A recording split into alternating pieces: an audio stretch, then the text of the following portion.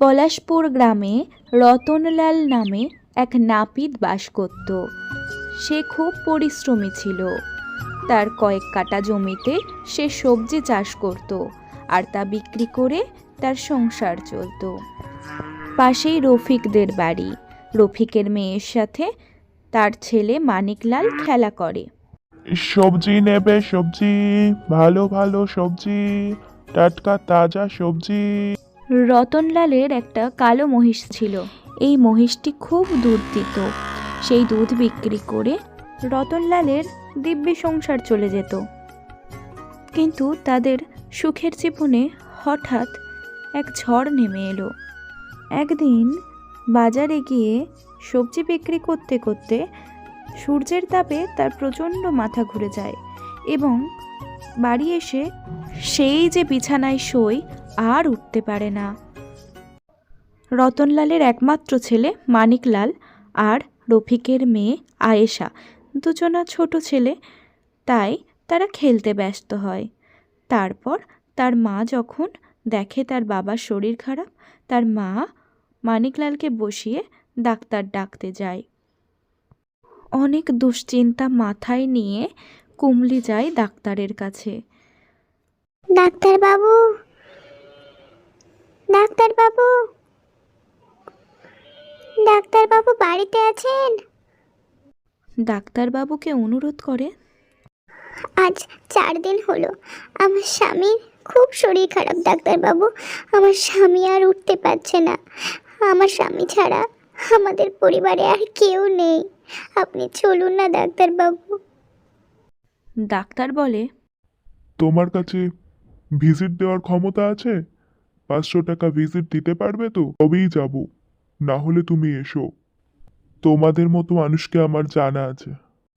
অত টাকা দেওয়ার ক্ষমতা কুমলির নেই, তাই কোনোভাবেই ডাক্তারকে রাজি করতে পারে না।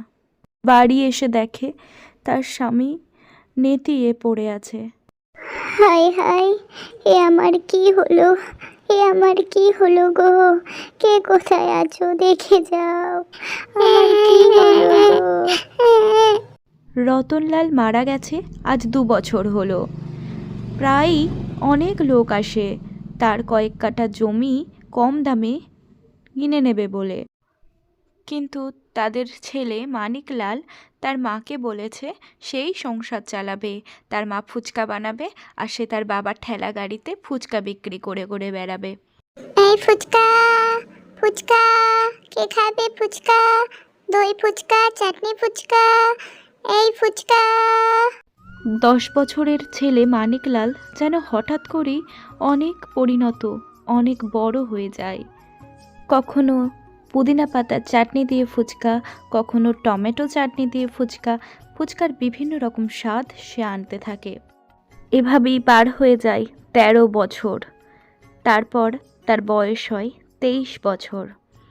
গ্রামের যে সমস্ত লোকগুলো তাকে দেখে হাসতো, ওইটুকু ছেলে সে নাকি ব্যবসা করবে।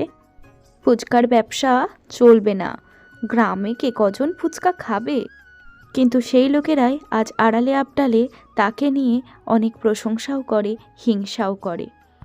মানিকলাল একটা ফুচকার দোকান করেছে, তার সঙ্গে একটা সেলুনও খুলেছে।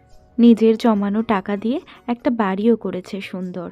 তারপর তার মা একটা ভালো মেয়ে দেখে মানিকলালের সঙ্গে তার বিয়ে দিয়ে দেয়।